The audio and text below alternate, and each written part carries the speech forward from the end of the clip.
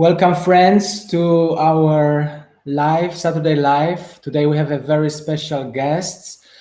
Those lives that we are releasing on Integral Body Institute every Saturday are related to holistic health. Last week we had Satyarthi Peloquin. We talked about fascia, about emotions.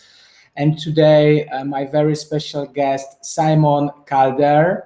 I met Simon 5-6 years ago. I was studying with him Qigong Life Force Dynamic modality he has created.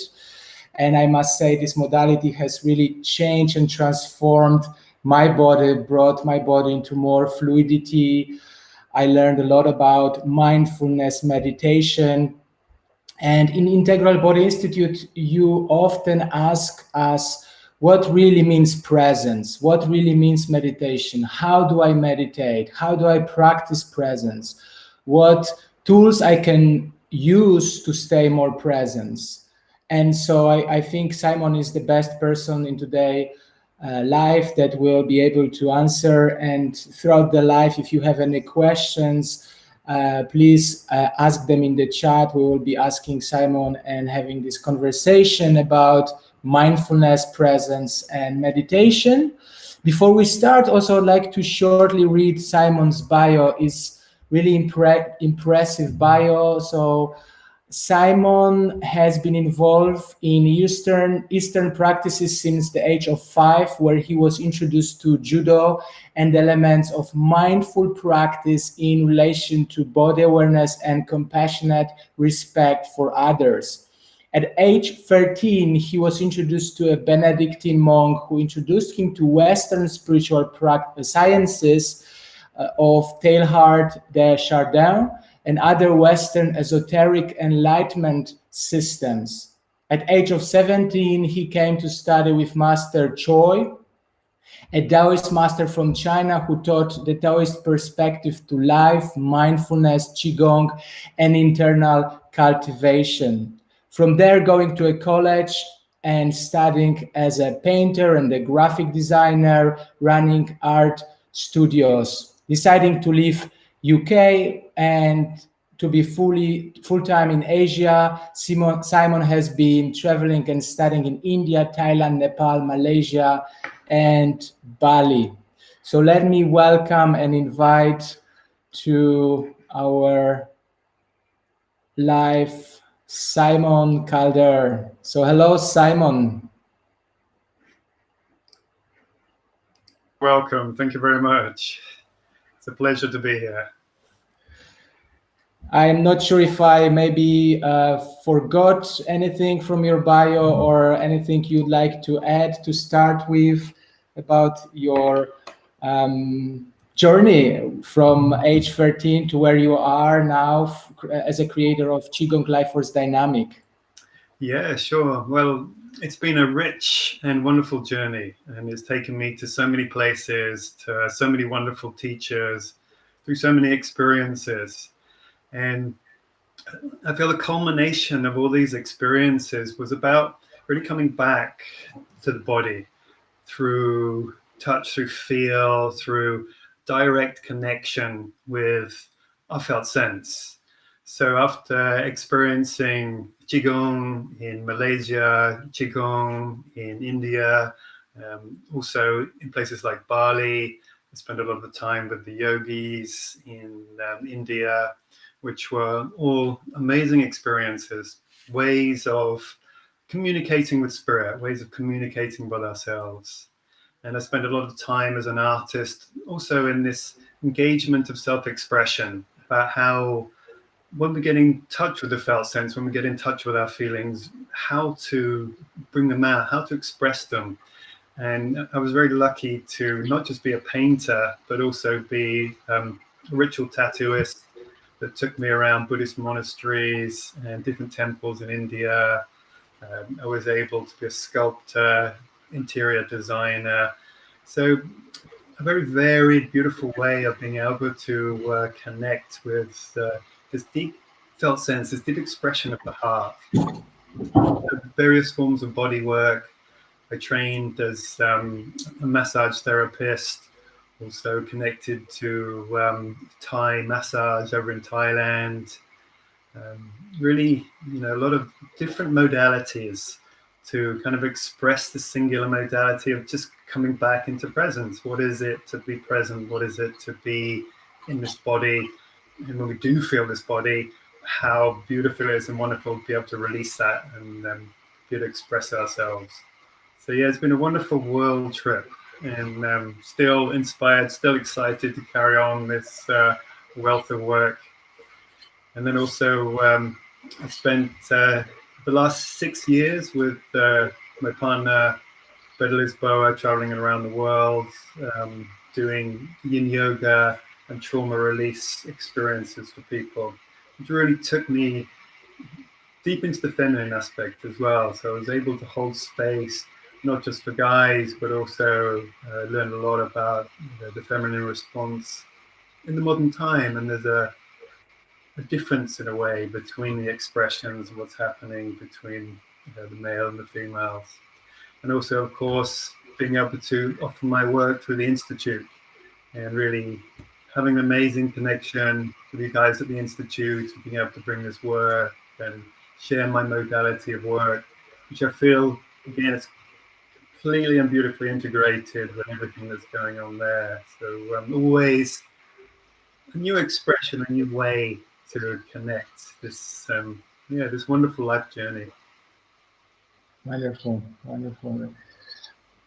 Something that come to me when I think of you as a teacher, because I had a chance to study with you, and it is your presence. I think that the beauty of your teaching is that you really transmit that presence into others, and you really, it feels like you are really connected to something which is so tangible that is really beautiful to be in your presence. So today's topic is presence, is about meditation, is about mindfulness.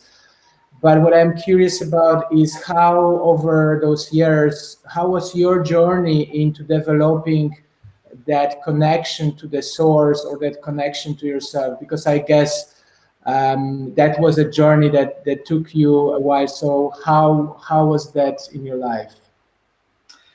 Well, I started off as a very normal situation in the UK, very mind orientated, kind of out of the body. I'm not really sure which direction to go in. Not really sure about how life was going to unfold. So this movement into the connection through the different arts, through finding, and like in the Steiner schools, nothing is forced upon you. You're allowed to involve yourself in practices where you light up, the fascia opens up, and you find yourself connected through the heart to a practice. This connection through the heart, this coming on like a light bulb, allows presence to just spontaneously happen. And I realized at a very early age to have the freedom to be able to connect with these qualities. The presence was here and now, no matter what you did, but being able to align yourself to these beautiful experiences which allow you to unfold, which allow you to open up. So I spent time with this master called Master Choi, and as a 17-year-old guy, and it was a real opener for me. I thought we were going to go and do Tai Chi, and I'd imagine we were going to be going and doing martial arts, which was, the dream of a 17-year-old boy. But instead, we were in swimming pools, holding our partners in the pool, led and held by this beautiful master into the felt sense, into presence, into a space where we were allowed to open up and just really immerse ourselves through all the senses into the qualities that were going on in that moment. So where presence naturally starts to arise, because we're offered something so incredible that everything else just dissolves towards that state. We were sat in a field, I can remember, where we had these pumpkins. Master Choi had been growing these pumpkins, and he invited us all to sit down and place our hands next to the pumpkins with the sunlight coming down on the pumpkins. And through a meditation, we were led into the felt sense, through the felt sense into energetic qualities, and then allowing that energetic quality to move in to the pumpkin and the leaves and the sunlight. And then all of a sudden you start to feel this pumpkin, you feel the sunlight. And then from there, you're just immersed, almost you dissolve. There's no separation between you and the pumpkin and the sunlight. And so at a very early age, I was opened up to these sorts of presence. And it became a very easy kind of opening and closing. If something didn't feel right, then it was a red light. It just wouldn't go in that direction. If something was a green light and felt nourishing, which drew this sense of connectedness into presence, then it was like the doorway opened up, which is why I ended up then going to India to sit with the yogis and to sit with some amazing teachers in places like Rishikesh. Shanti Mind was one of the teachers, which incredible experience. We sat around with, I don't know, there must be 500-600 people there. And again, I'm still quite in my mind at that point, not really understanding the methodology that I'm having. And then to be sat in front of this guru, and this guru she was so present with everything that arose, the sensations, the traumas of people, the contractions of people, the light that she just shone in that moment to every human being. It created this spontaneous heart opening for me.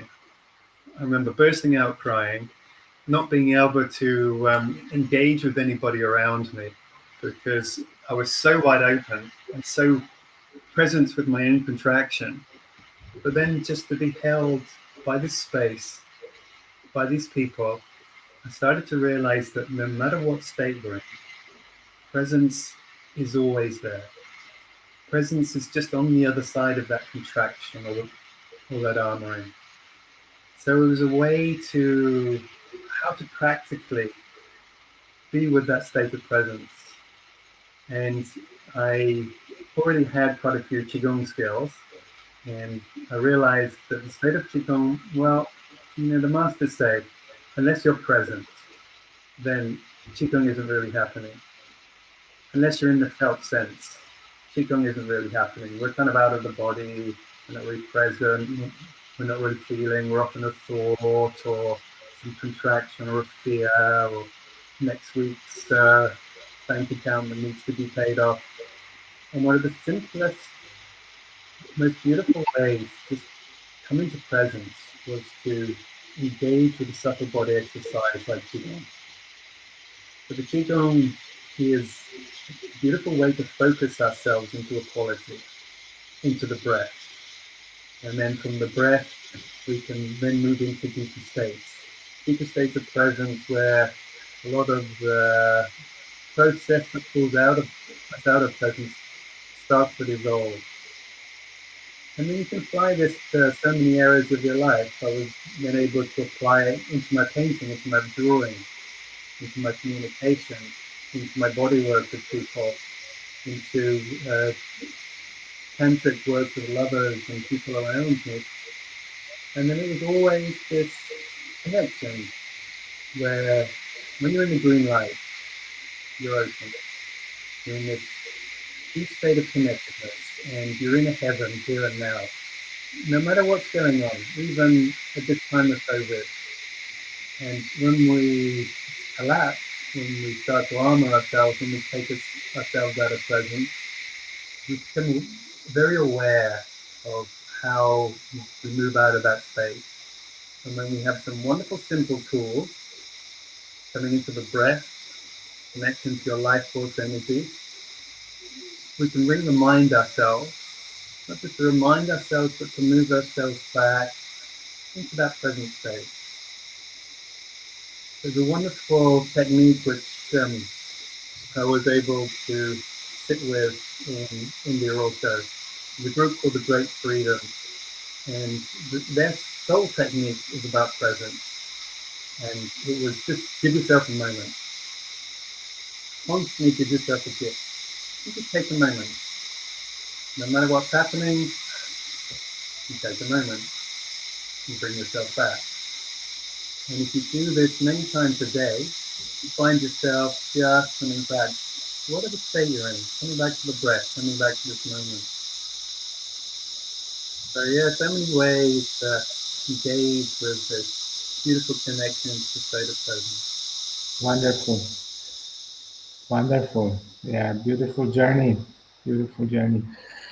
So I just I just like what you said about presence is there, presence exists, the state of awareness is there, and it's just about how we can tap into this. So I think in my life it also happens that I observe that I go into that place of connection, resource, and then I go out of it, especially in daily life where I have a lot of tasks to do and things to do, and so there are times that I really feel that daily practice is such an essential part of bringing myself back to the presence. And I think my main practice is probably Qigong, yoga. I love being in the nature, just sitting,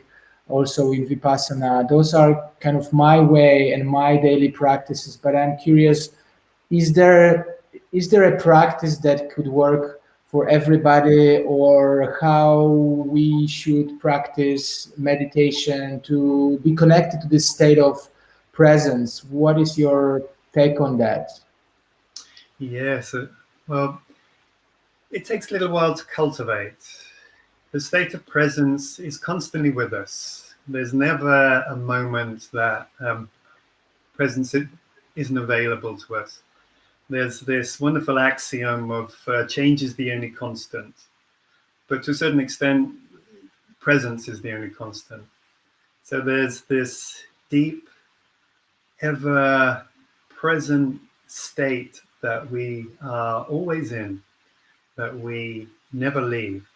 So it's never really about getting to anywhere or stopping anything, but just about allowing that state to come forwards, to be inside that state, to be present and allow whatever's moving through to pull us out of that state, just to be what it is.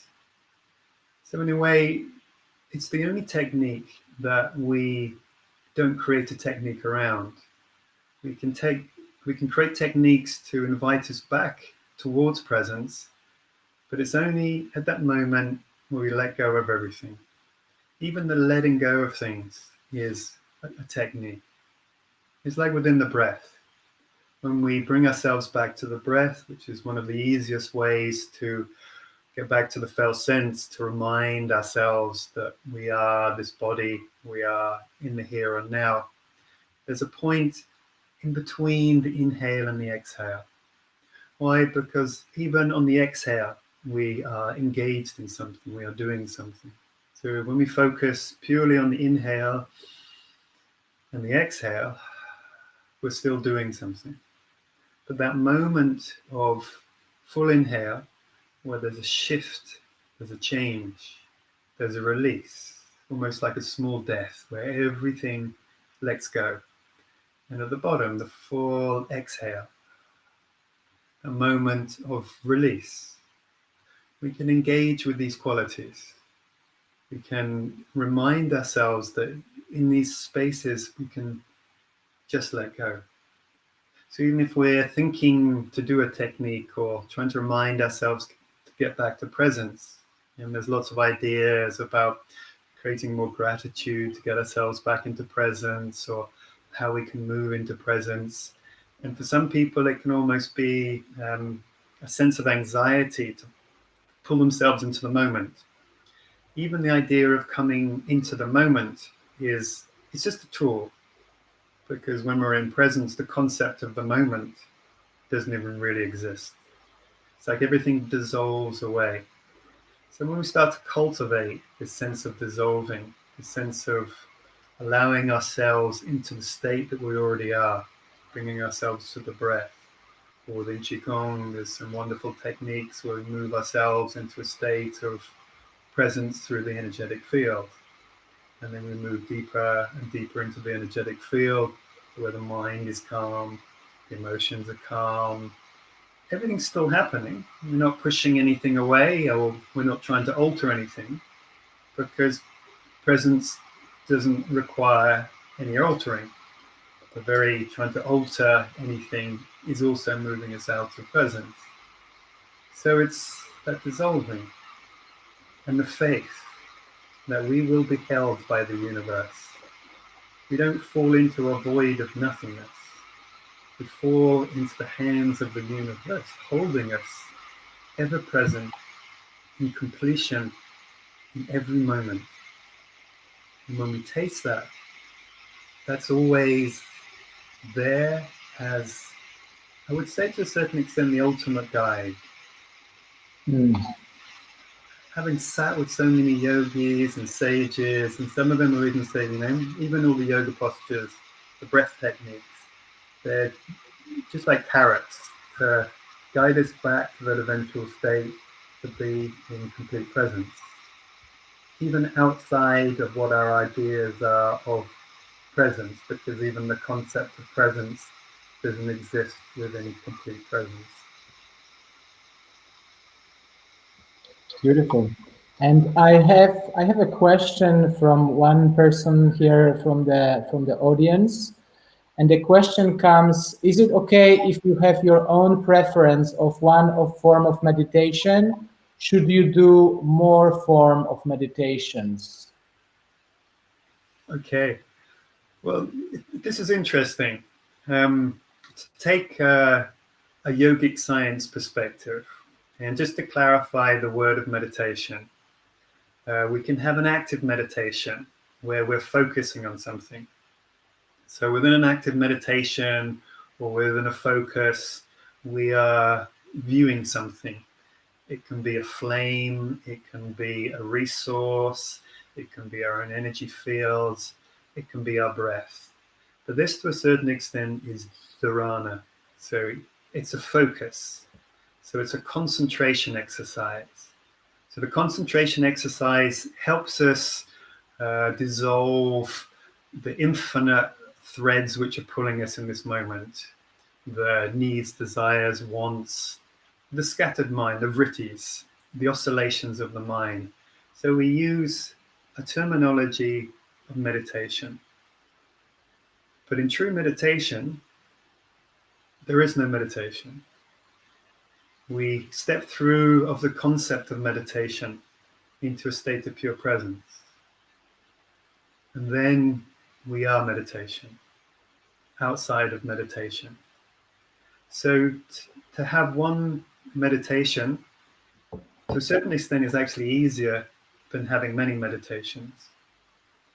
So the yogis will say there's many different forms of yoga because there's many different forms of people. And some of the yogic sciences can be very complex because they attract complex people. So each part of the grasping mind, the emotional field, will want to be held in a particular way.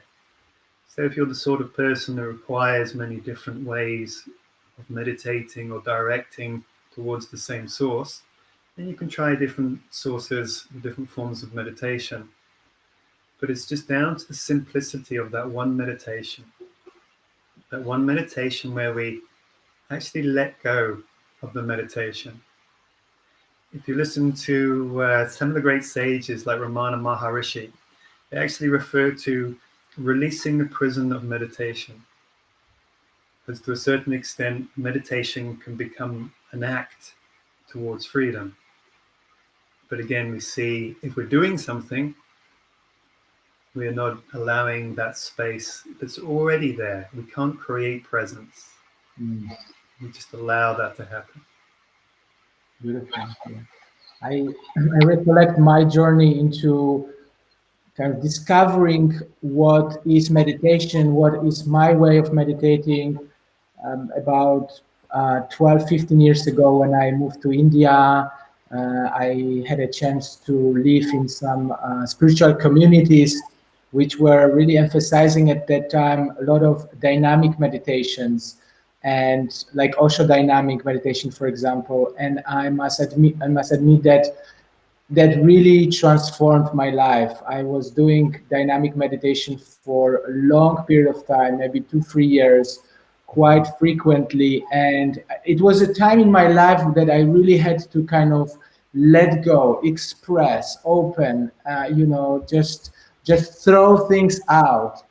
And and that was the period of really liking that meditation because they were kind of letting my steam out, and then after that I was able to access those places that were timeless, that were really peaceful inside of me.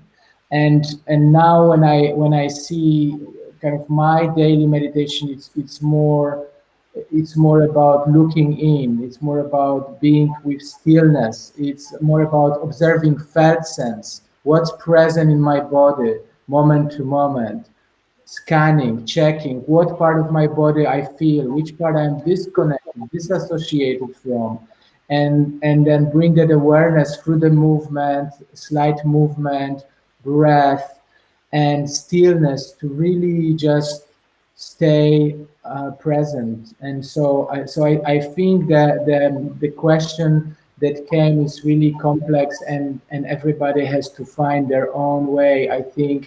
And there will be times when we might engage more into more dynamic way of meditating, related, connected with movement and expression, and at times more subtle ways of, for example, Qigong, or just Vipassana, where we sit, observe our mind, our thoughts, our emotions.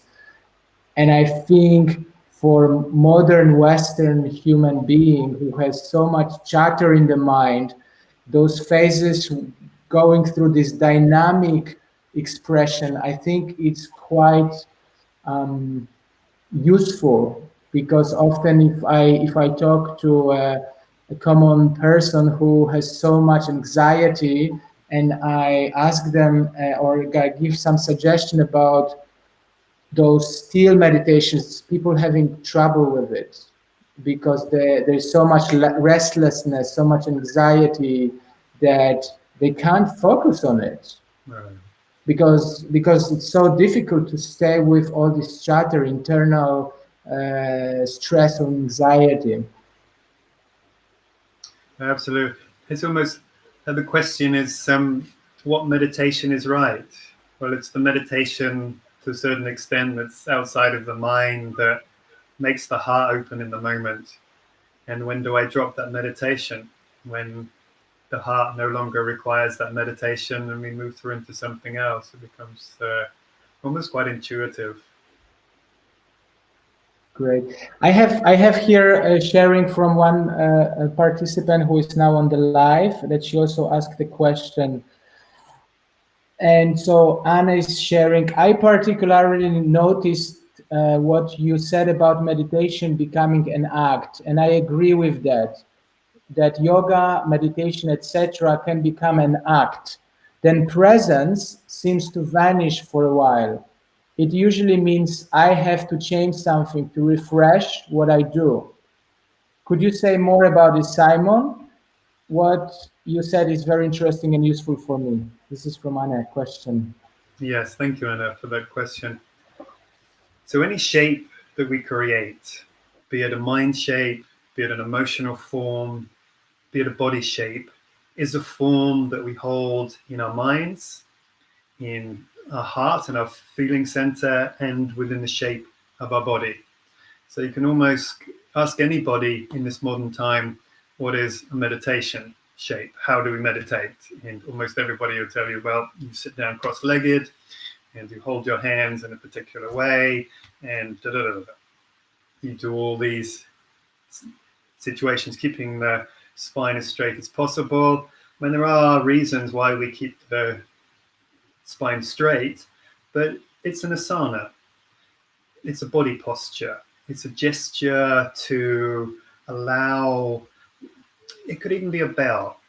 It doesn't matter what that shape is, but if we get too attached to the shape, too attached to that form, then we start to label that form as that's how we're meditating. And if we require that form, again, it's a meditation. Some people can't calm the body down. So a nice way to sit down to help the body calm down, which starts to calm down the breath, starts to calm down the emotions, it can start to calm down the mind. So there's a purpose behind sitting into meditation. But then if we start to believe that I'm only in meditation when I'm sat in a meditation posture, then we have this duality, we have this constant friction. Where can I find a place to meditate? I need this and I need these requirements to access the deeper states of meditation, where the deeper states of meditation are constantly with us all the time. So the tools are just tools, and they all have a purpose for a reason. And at some point in time, the tools can play themselves out. One of the first non-dualists in India that I met was a guy that was lying on a bed. And he looked like he hadn't got up in years. It was beautiful. I was in Vrindavan, the birthplace of the Krishnas. There was political rallies going on outside, loudspeakers. I had all my rucksacks. I was all over the place. And there was this archway. And I walked inside this archway, and there was this guy in a state of presence.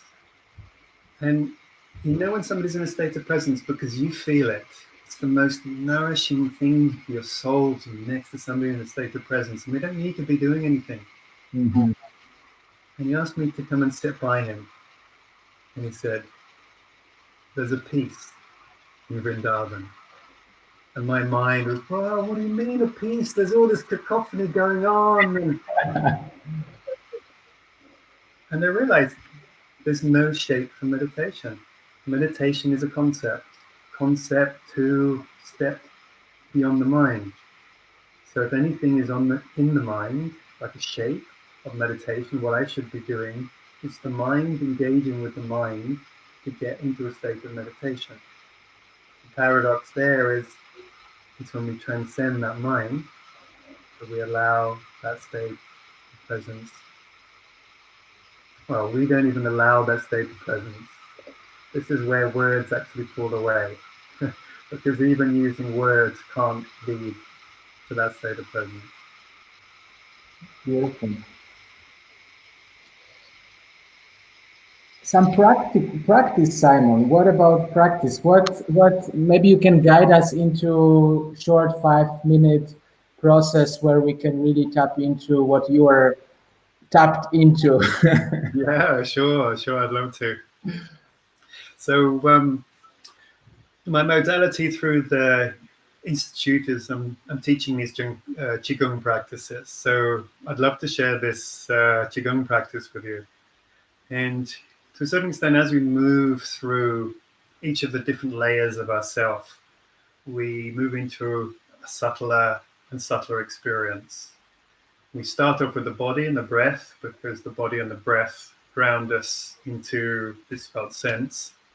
And then when we're in the felt sense, we have a comfortable stability to move through into deeper and deeper states. So one of my favorite techniques is just connecting to energy between our hands, and then using certain guided visualizations and techniques, we can get into a subtler and subtler state. So I'd like to invite you all to join me.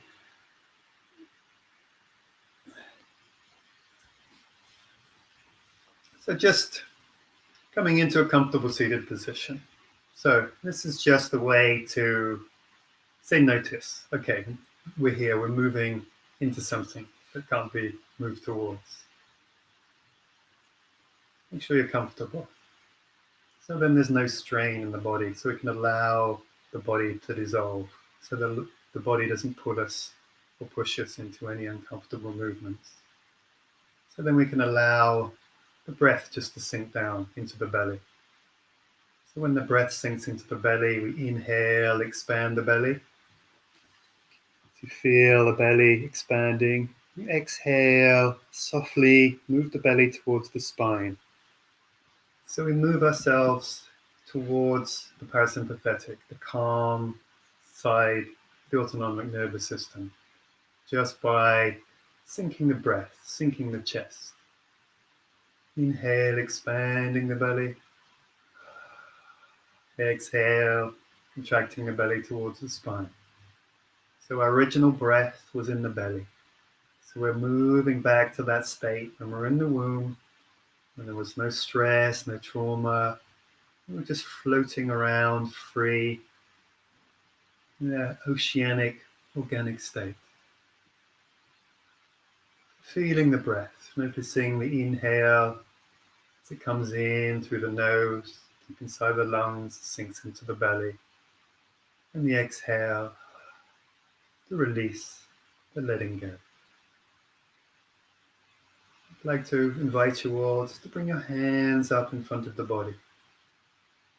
Just lightly connecting your awareness inside the area between your hands.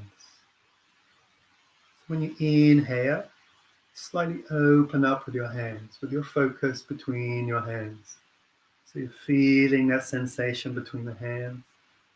As you exhale, you slowly bring your hands closer together.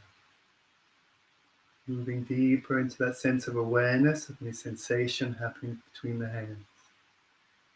Inhale, opening the hands, staying present with those sensations arising between the hands. Exhale, moving deeper. You feel that sense of energy and to connect within that sense of energy between the hands. Inhaling and exhaling. Slowly making the breath longer and deeper. Inhale. Focusing between the hands. Focusing on the breath. Exhale. Softening down. Connecting to that experience between the hands. Inhale. Opening.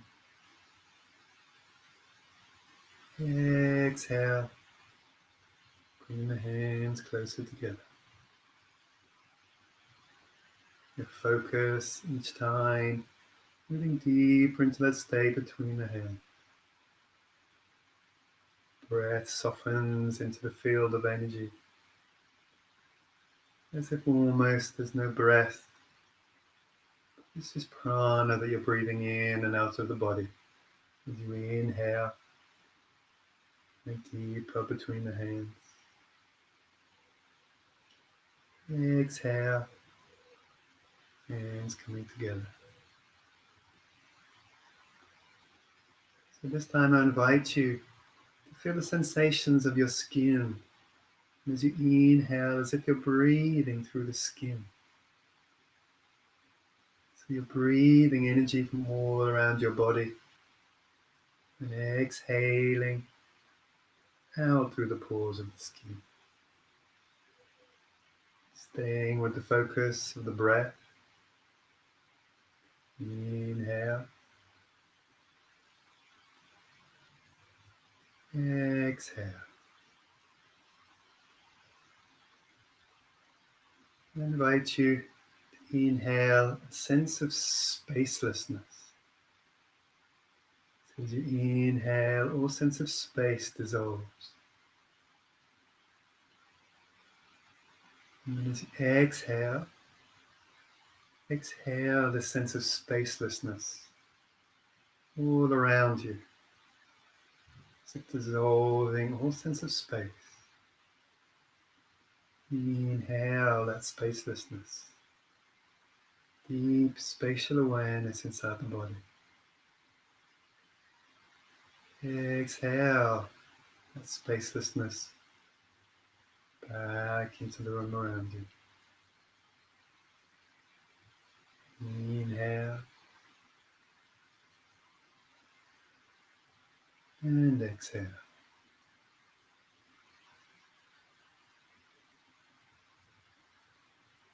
This time we inhale for 4. 1, 2, 3, 4. We hold the breath.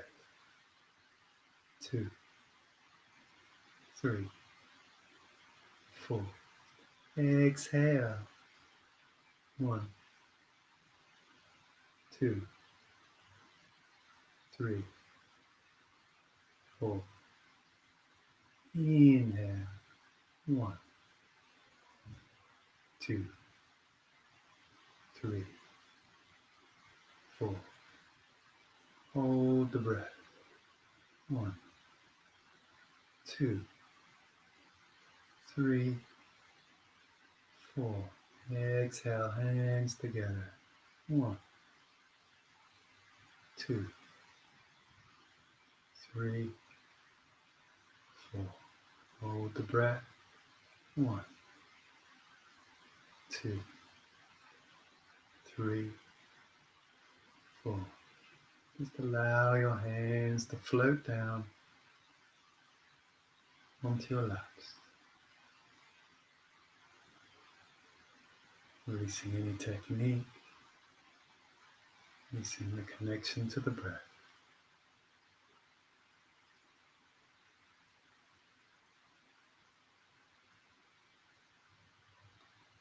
Inviting yourself to stay deeper in this space.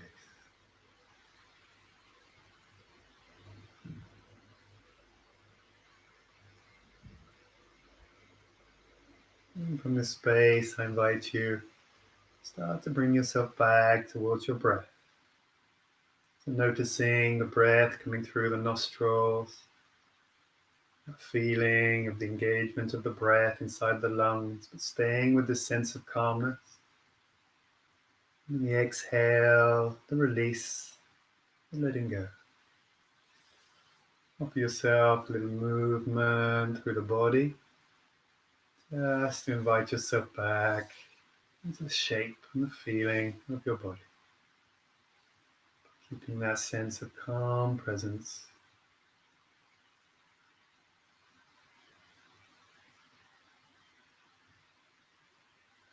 So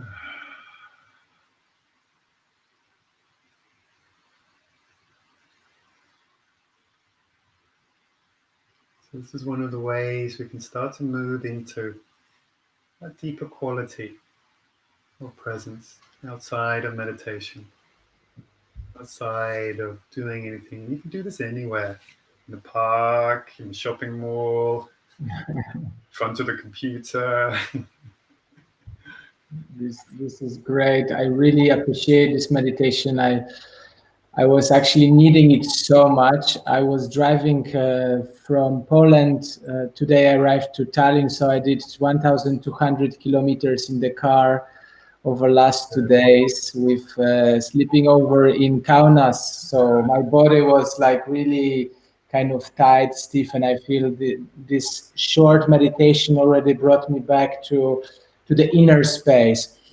And I really find it very useful, the meditation you've done, especially that breath, that 4 seconds breath. I very often do it myself or give it to clients or friends, because that 4 seconds breath, inhalation, holding, and exhalation, it's a wonderful way to stimulate parasympathetic nervous system, ventral vagal complex, which really calms down, which really brings us to this social engagement from that state of anxiety, stress, nervousness, into that state of peace, calm, trust, surrendering. So such a beautiful way to work energetically with this energetical ball, like you are guiding us and adding to it 4 seconds breath. It's really something beautiful that I will definitely use in my practice. So thank you for sharing that. You're most welcome.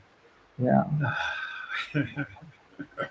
So if somebody asks where we can meet you, where we can train with you, I think there is a training in Poland coming up, 12 to 19 of October. It's called Qigong Dynamic Flow.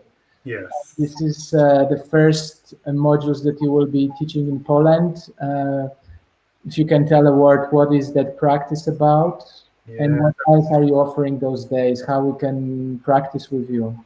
I'm very excited about coming back as well. It's as things are starting to dissolve and open. It's going to be a treat to come back and play again. So the dynamic module is it's based around two qualities. We're going to be experiencing dynamic forms of qigong, but with the dynamism is also a softness. So we're dissolving residual tensions in the body with a lot of the qigong practices. And then we can fill up the body with qi to feel like we are floating. So we always stay in the soft tissues. It's not about power, it's not about having this muscular strength.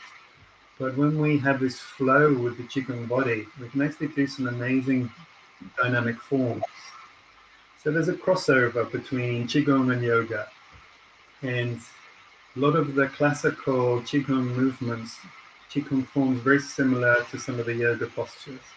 So we'll take this connection to qi, we'll take this buoyancy, we'll take this subtle body, subtle sense experience, and we move through these wonderful dynamic forms. And what they do is they create a lot of energy through the body, help a lot of release happen through the body. So we start to balance all the pulses in the body. So if anybody has any, let's say, cold fingers or cold toes, when we do our pulse regulation, you can generally feel that pulses at the extremes of the body can be lower and cooler. But after doing dynamic movements, then we start to rebalance all the pulses. Great. We'll also look at the yin side as well. So what's called the Dao Yin. So it's quite similar to yin yoga in a way, but we're guiding and leading through very soft movement postures, all down on the mat to guide and lead qi through this beautiful kind of soft organic movement. So there's a harmony between the yin and yang flows of the body. Great. Thank you, Simon. Thank you, Simon. So I checked our chat box. There's no more questions. Some people commented it was great to see you and your practices. And I think we will slowly come to completion. So thank you, Simon, for joining for the live, for sharing your practice. And I am excited to see you also in Poland in October. So in the meantime, let's practice the 4-second breath, the movement, and the qi. Absolutely. Heaven is here and now, no matter what's going on. Beautiful. Thank you, everybody, and have a great evening and great weekend. Bye-bye. Bye-bye. Thank you.